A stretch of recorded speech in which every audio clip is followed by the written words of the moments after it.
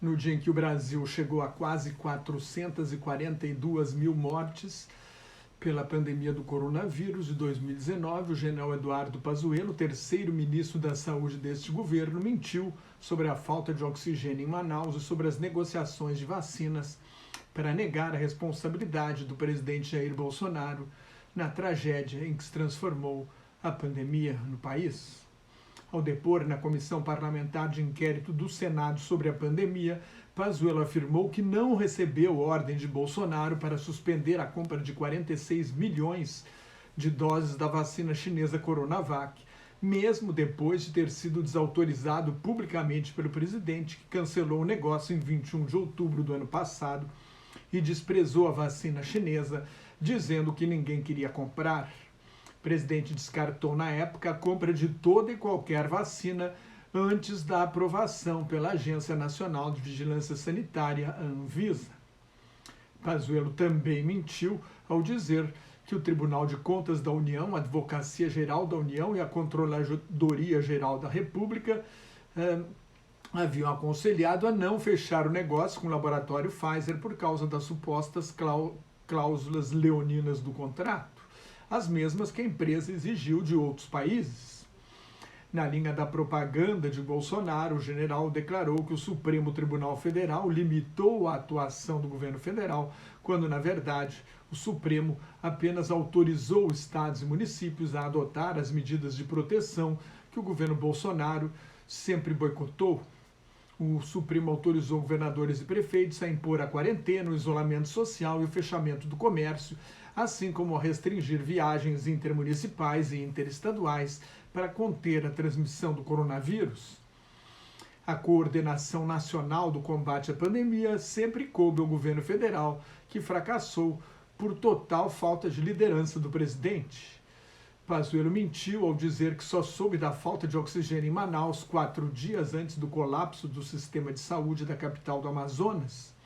Em 13 e 14 de janeiro, o ex-ministro sabia pelo menos desde 8 de fevereiro. Chegou a dizer na época que o Ministério da Saúde não tinha a obrigação de transportar oxigênio. Pelo menos 30 pessoas morreram por falta de oxigênio nos hospitais de Manaus. Pazuello está sendo investigado pelo Ministério Público. Ele responsabilizou a médica Mayra Pinheiro, a secretária do Ministério da Saúde, na sua gestão, conhecida como Capitã Cloroquina, pela criação de um aplicativo que prescrevia o chamado tratamento precoce com cloroquina e ivermectina, remédios de eficácia não comprovada contra a Covid-19. O ex-ministro acusou governadores e prefeitos de permitir festas de fim de ano, quando as maiores foram canceladas, como os réveillons de Copacabana, no Rio de Janeiro, e da Avenida Paulista, em São Paulo. A variante de Manaus só foi identificada depois, em 13 de janeiro. Pazuello argumentou que o Brasil é um dos países que mais imunizaram até agora, na verdade é o quarto em número de doses aplicadas, depois da China, dos Estados Unidos e da Índia. Mas, em proporção ao tamanho da população, é o número 85 do mundo, só 9,25% da população brasileira estão plenamente vacinados. O general assumiu o Ministério da Saúde quando o país tinha 15 mil mortes, apesar das mais de 270 mil mortes por Covid-19 que ocorreram durante a sua gestão. O general alegou que saiu com a missão cumprida. Durante uma pausa nos trabalhos da CPI, Pazuello passou mal e o depoimento continua nesta quinta-feira. A Espanha vai dar a vacina Pfizer como segunda dose para menores de 60 anos que tomaram a vacina do laboratório AstraZeneca, suspeita de provocar coágulos sanguíneos. A União Europeia vai receber no verão, que começa daqui a um mês, turistas vacinados e de países onde a epidemia estiver controlada. A França reabriu os bares e restaurantes com mesas ao ar livre, o comércio não essencial, os cinemas, os teatros e os museus. O país registrou hoje mais de 180 mortes. A cultura representa mais de 2% do produto interno bruto da França e emprega 2,5% da população ativa. O Reino Unido liberou viagens para Portugal sem a necessidade de quarentena na volta para casa.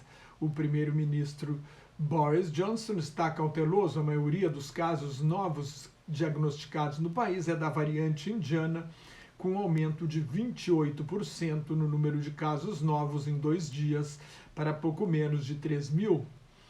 O governo enviou testes e acelerou a vacinação em 135 áreas do Reino Unido, onde houve aumento do contágio na semana passada. A expectativa era acabar com todas as restrições no país em 21 de junho, no início do verão no hemisfério norte.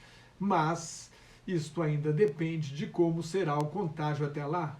Em Nova Jersey, quem se vacinar terá direito a uma taça de vinho. Outros incentivos estão sendo usados nos Estados Unidos, inclusive uma nota de $100 ou $100 em dinheiro vivo, cerca de R$531, vales de compras, ingressos para shows e espetáculos esportivos, um chopp e até cigarros de maconha.